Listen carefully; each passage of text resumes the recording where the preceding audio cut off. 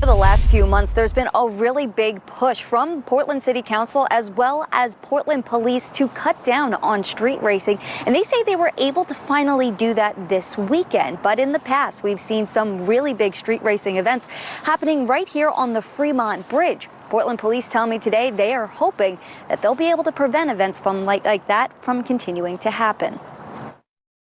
Portland Police say they finally have the resources to keep scenes like this from playing out in Portland streets. Last night was a pretty good night. Through a suppression mission on Sunday night, PPB says they were able to stop several different street racing events in North Portland by saturating the area with officers. The night ended with 47 traffic stops, 21 citations, and 2 people arrested, all for their alleged involvement in street racing. It's something Lieutenant Michael Roberts says the Bureau hasn't been able to do until recently. We have not been able to address the issue adequately for quite some time. And yes, I think the street racing community has felt emboldened. We are trying to correct that. PPB says they're able to correct that with recent action taken by the City Council. An ordinance passed in August gives the Bureau more tools to go after racers. Another is a partnership with Oregon State Police and Multnomah County Sheriff's Office. Is this something that PPB could have done without the partnerships of Multnomah County and Oregon State Police? No, I don't think. I don't think the Portland Police Bureau, with our staffing the way that it is during the past season, and I think speed racing is seasonal. You have on a nice day, you'll have more people want to participate. Neighbors who have been impacted by street racing didn't want to talk on camera today, but are hopeful that this partnership will continue and that more events like this will be stopped before they begin. Now, we did hear some skepticism from people who were saying that while this might be a step forward, there were 13 shootings in the city of Portland, and that's a really big concern for them. Other people tell us that they are just hoping that police will be able to keep this up. Portland police believe that they will, at least for the immediate future. They're telling Kaiser, get your act together, come back to the table, and let's figure this out. Thousands of Oregon frontline healthcare workers with Kaiser Permanente are now considering walking out of the job. Just last night, an overwhelming number, 96% of union members agreed to authorize a strike. KT's Genevieve Rayom is live in North Portland. Genevieve, the healthcare company is now making contingency plans to help with staffing. Yeah, Deb, if the strike actually happens, if thousands of Kaiser Permanente workers don't go into work one day, well, Kaiser Permanente says it has plans to deal with that staffing shortage. From what we understand, Kaiser just didn't negotiate well. Roughly 3,400 Kaiser workers in Oregon are considering striking over their contracts, but they cannot walk out at just any time. Here's how it works. The first step is the vote to authorize a strike. This happened Sunday, with 96% of the union voting in favor of a walkout.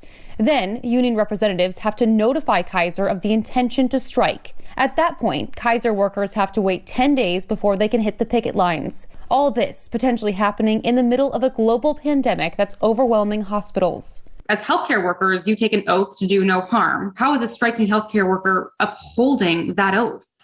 This is not something that happened yesterday, right? The vote finished yesterday, but this has been an ongoing process. Hospital systems have failed time and time and time again for decades to take these concerns seriously. Scott Palmer with the Oregon Nurses Association says for years, health systems across the state have not been putting their workers first.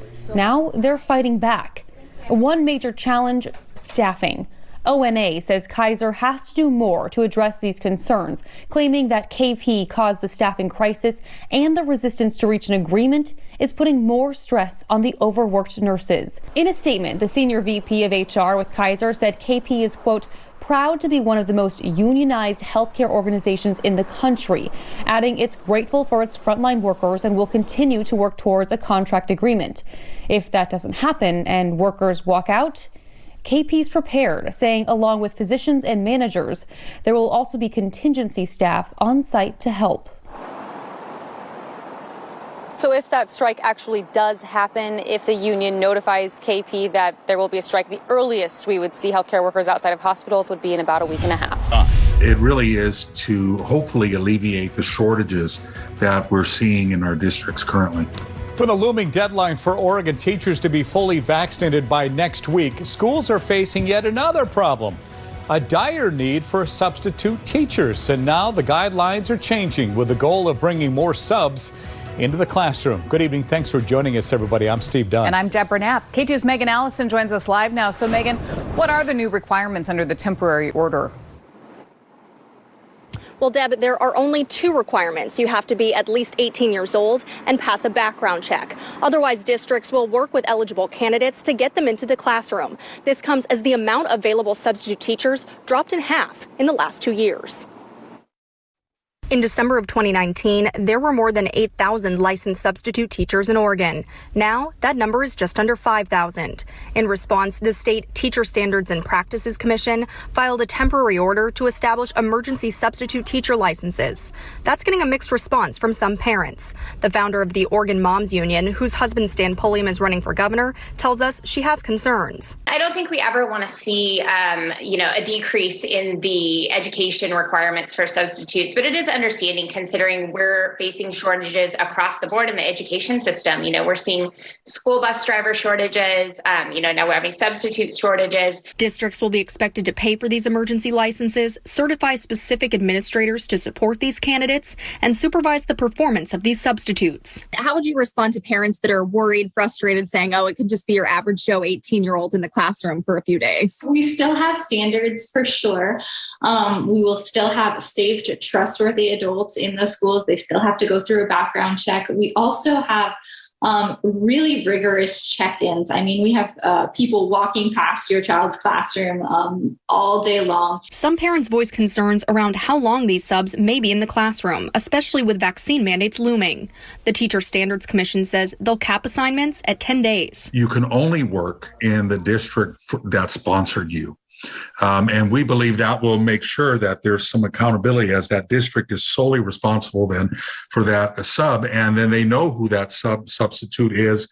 The emergency licenses will only be available for this school year or 6 months, whichever is later. The commission plans to revisit this system in January to see if the shortage has improved. A Sandy family is cautiously celebrating as their husband and father leaves a Portland hospital after battling COVID for 299 days. This is video provided by Providence.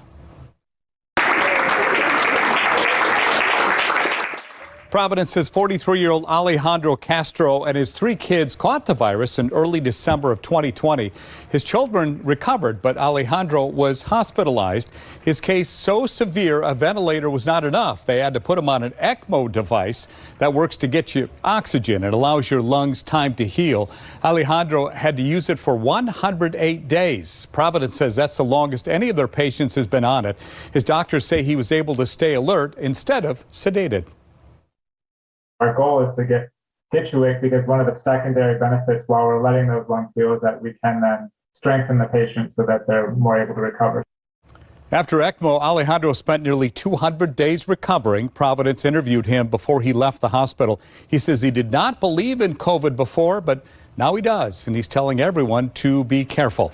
Alejandro got sick before the vaccine was available, but he says he and his entire family are now vaccinated.